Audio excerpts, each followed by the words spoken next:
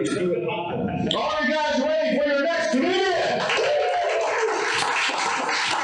You're on stage right now. Her credits include various vague streaming services. Ladies and gentlemen, give it up for Gilbert! Ooh, meat hands. What's up, guys? How's it going? Yeah, so when Will came up to me and he was like, what do you want your credits to be? I was like, so I was on Quibi once, and there's this other like indie thing called No Budget. So basically, I'm not really on the internet that much, but it's not like weird websites. It's just, it's Quibi. Does anyone know what Quibi is? For real? Yeah. What?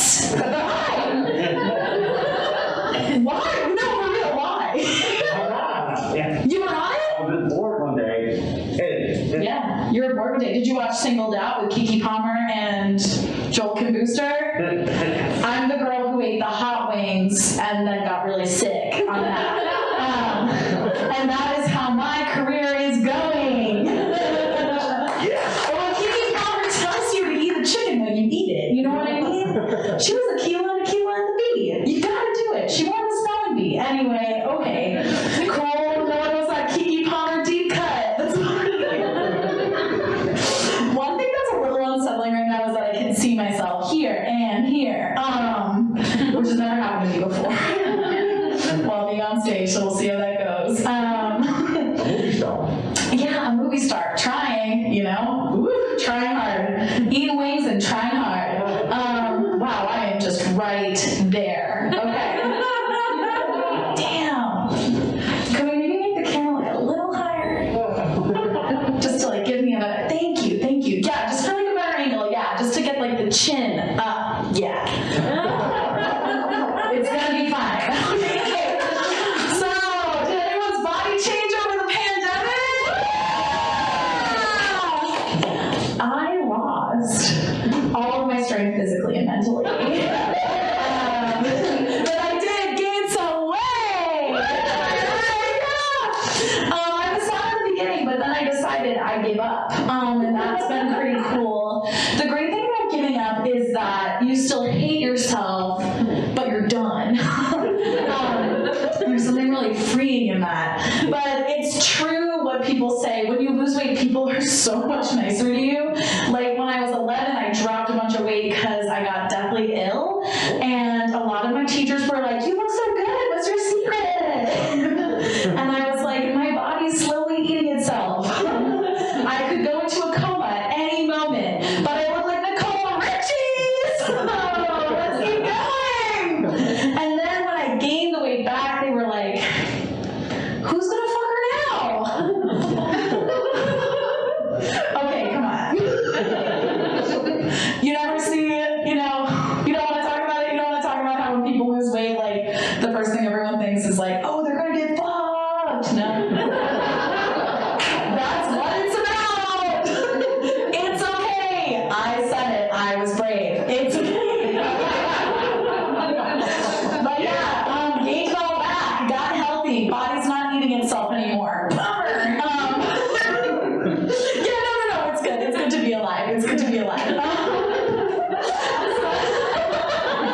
I'm not skinny, but I'm alive. Okay. I have some impressions for you guys now. Yeah. Okay, here's my first one. Oh my god, I have a headache. Does anyone want to guess what that was? Woman with a headache. Good, yeah. Here's my next one. Oh my god, I have a headache. Does anyone want to guess that one? Woman faking having a headache. Close though. And here's my next one. Look, I am doing life-changing science, and if that means that I have to manually stimulate a doll into completion, I'm gonna fucking do it. Does anyone know who that is? That's a scientist named Mary Halabat who taught dolphins how to speak English. Yeah, I see some knowing nods. I see some people who weren't willing to speak out earlier, but now it's a little safer in the group to talk about it. Okay. So basically, you know, she's training these dolphins. They needed a reward. Diddling them with her hands worked best. And they did start saying consonants. They started saying the M consonant, which I've never heard a dolphin do. And honestly, I don't think I want to, but it happened. But then her funding got pulled, and they gave it to some fucking guy. And you want to know what his project was? He was like, I'm going to put dolphins on LSD and then just see what happens. Like, you know what would help? You know what would help us know how they feel on acid? If they could tell us.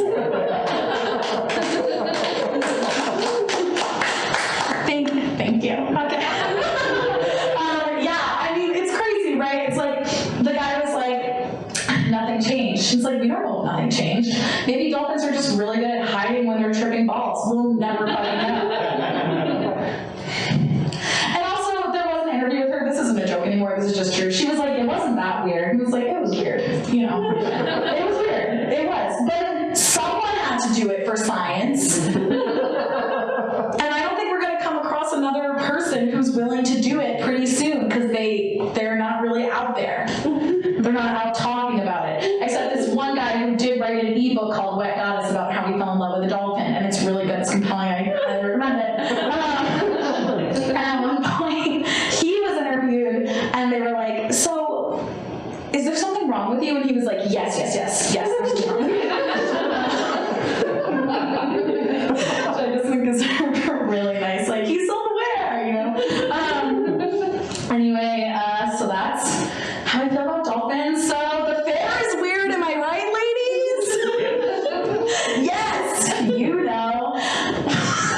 You're on Quibi and you know about the fair. There's a lot of, you know, safety-related features at the fair, right? Like, my favorite one was called Escape the Burning Building, which is where you would go into this trailer and there'd be a retired fireman who had just seen too much there, you know? And he'd be kind of leaning and he'd be like, if your house is burning down, don't go back in for your stuff. You can get another iPod, but you can't get another you. He'd be like, don't even go back for your pets. You're gonna feel complicated about it. It'd be weird if you didn't feel complicated about it. And then, you know, he turns on the nightclub smoke and everyone crawls out the window of the trailer and everyone's like, yeah, let's do it again. It's so fun. Honestly, my favorite ride at the fair was that ride. Least favorite ride was called Getting Fingerprinted. That's where you're a tumbler, and you sob uncontrollably while a woman is like grabbing your hands and like jamming them on the paper and saying stuff like, it's fine, it's just like finger paints. And you're like, I'm 3, and I know that this is for when you find my dead body and my teeth are gone. When I first started doing this bit, my friend pulled me aside and she was like, you know, that's just the free shit they let you do at the fair, right? What? Who planned the fair? Who was like, you know what? Poor people have nothing to live for, so let's prepare them for death. For free! And like, I get how they got the firefighter to do it. Like, that ride's fucking awesome. Highly recommend. But where do they find the fingerprinting people? Like, who was like, I know what my ideal weekend is. Like, I want to help children get in touch with the deep knowing that they're way more vulnerable than their parents are telling them. You know, like, just like, cool. The kid death stuff isn't that great. Okay. We don't like thinking about the fingerprinting. Did you guys get fingerprinted as children? Yeah. Yeah! Was it at the fair? Yes, it was! Personality test. Wait, I'm sorry, what? I was told it was a personality test. No, that's not true. Wait, what did they, can you explain that more? What? Were you on a fair, ma'am? What did they say? They said it was a personality test. They said, you know, they said you have a forceful personality and a bright future, and I was like, cool. And then I realized 10 years later that the police had my fingerprints. Whoa. That's fucking crazy. How old were you? Like 6. I can't tell if this is like a real really fun way to not scare kids and like keep them safe, or if it's like one of the most fucked up things I've ever heard. Well, I guess it's fun that they did a cool trick, right? It's like, cool trick, police. Oh, those guys, they're always fucking around.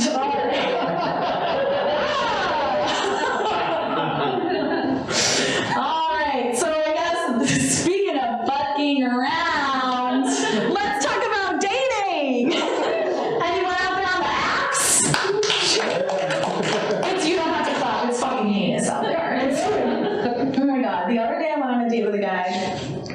We figured out we had the same therapist. And I was like, that's fine. Let's tell her together. And he was like, I'm not into it. So later that week, I was like, Allison, that's her therapist. Why didn't he text me back? And she was like, Megan, you cried in his van. And there are like two big bad words in that statement, right? Cry and van. And I really want to try why I'm crying, but a lady never cries and tells. Didn't work out that well. Yeah, I don't know. I was just thinking, like, what if we fell in love, right? 10 years down the line, our marriage is in shambles. Who do we call? Allison, right? She fixes our marriage. We have children. We're like, oh my God, if it weren't for Allison, our kids would have never been born. That could be really romantic. But he was not on that wavelength. I don't know, man. And then get this. Our kids have problems. Who's their therapist? Allison. She knows them better than they know themselves. Yeah. These plants are cool. Anyway. Married Allison? What? Wait a minute, you married Allison? No, sorry, you're right. That was like linguistically confusing. Oh. Allison is the therapist. No. Allison is the therapist. I'm marrying someone else. Another one of Allison's patients. Oh. Yes, another patient. So like really, wow, brain blast. I should be sitting in the waiting room every day waiting for my true love. Yeah, I don't know. I think it's a red flag that he wasn't more excited about it. Like, I just know that when I meet my soulmate, they're gonna be so excited that we have the same therapist. And she's gonna officiate our wedding. Another thing that makes dating hard is, say it with me, having genital herpes. Thank you! Alright. One cool thing about having herpes is that when you tell your friends, they're like, don't worry, everyone has it. And then you're like, oh, do you? And they're like, no, gross. I do want to do an exercise with the group. If everyone could close their eyes for a second, please. This room is so small. See if you don't do it. Sir. Yeah, I'm the boss. Okay, now open that if you have herpes. Hello? Okay, mouth stuff counts. I want to see more eyes. Okay, cool. I like the honesty. All right, everyone can open their eyes now. Yeah, you can clap. Go ahead. One fun thing about that exercise is I used to have people raise their hands, but then other people would like open their eyes and see who raised their hands, and I was like, no, fuck this. If you open your eyes, everyone just thinks you have herpes, so it's fine. It's really fun. Yeah, so I've had herpes for a while. Recently I was hooking up with a dude and he was like, wanna go, fuck, and I was like, I can't, I have an outbreak, and he jumped away from me like that. I was like, whoa! Because in Brooklyn, when I would tell people I had herpes, they'd be like, yeah, same, and it was fine. But in Albany, everyone's like, what, you've had sex before? I thought you were saving yourself for me. A sensitive guy with glasses. So I felt bad about this for like a year, and I was like, what can I do to make this right? Let it go? No, why would I let it go? I'll write him a long Facebook message about how it made me feel, with some informative articles attached. And then I got to his Facebook to send it, right? And I found out that he did Hamilton cosplay. And I was like, who has the more unfortunate condition? I don't know. I don't know.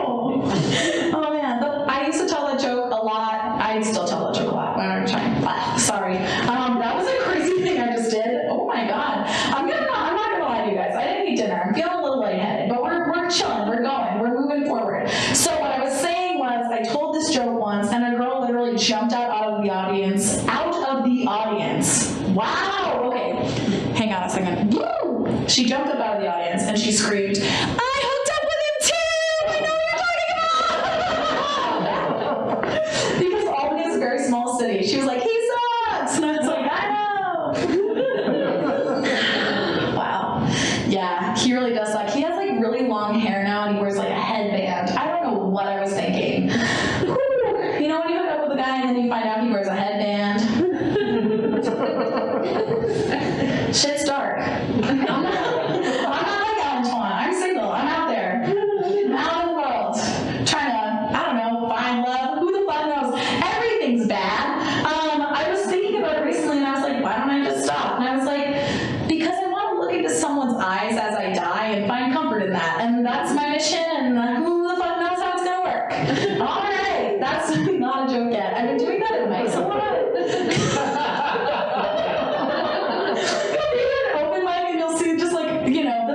Also at the open mic being like, yeah. Sad. Oh man, alright. How much time do I have, Will? Whatever, it's up to you. Ooh la la, okay. Let's make use of the space.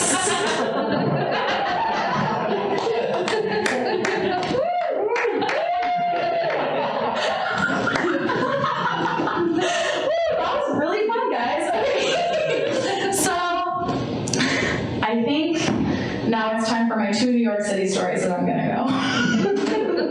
So I think one thing you guys should know about me and why I'm like this is because one time I sang on the train for money. Yeah, you can give it up. You can give it up. It did not go well. Yeah, so you know, I looked at my bank account. There was $7 in there. Clap if you can relate. Yeah. If you're not clapping, come see me after. I'll sell you pictures of my feet. It'll be really great. Sir? I'm sorry, sir, what? If you have money, we can talk. No touching, but talking is fine. And so we can go. Anyway, so I get on the train. I didn't, you know, when you tell that joke, you don't think your dream's gonna come true. I'm on the train and I'm thinking to myself, I'm like, wow, that laugh was really rough. Do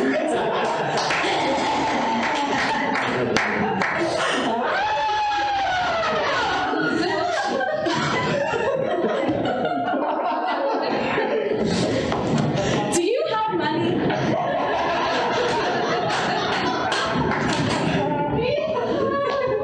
Do you?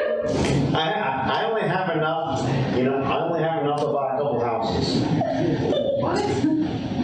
I'll give you a picture of my feet for $300. Would you talk to me after the show? So, okay, we're talking about the train. I'm on the train, I'm waiting, I'm putting it off, and I'm thinking, you know, the second I sing, a man's gonna get up and say, "You have a beautiful voice. I have enough money to buy 3 houses. And I just want to make you my wife." It's gonna be fucking dope. That is not what happened. What happened was I got up and I was like, "I'm so sorry, everyone. I only have $7 in my bank account. If you only have $1 for a homeless person today, give it to them." And then I started singing "Somewhere Over the Rainbow." Cringe, I know. And then the door opened and I ran out, and while I was running out, this guy screamed after me. He was like, "Your timing sucks!" And then this really hot rich lady and her hot gay friend walked out, and the girl said, "That girl has to go home and cry." And I was like, "Joke's on you, bitch! I'm already crying! Give me some money!" And then, so I get to coffee with my friend Brian, and he buys my coffee, and he makes a huge deal out of it, which I should have realized was a sign that he was actually the heir to a boxed wine fortune. He had a huge trust fund. Yes, I went to his house like a year later, and he was like, "It's my family's money, not mine." But it was his money. And I went into his basement pool. Yep, the indoor pool in his basement, and I peed in it. Because he didn't let me through the pool that day. I felt so bad. I was like, "I'll sing on the train so that Brian doesn't have to buy my coffee." Fuck Brian. Brian lives in LA now and does not have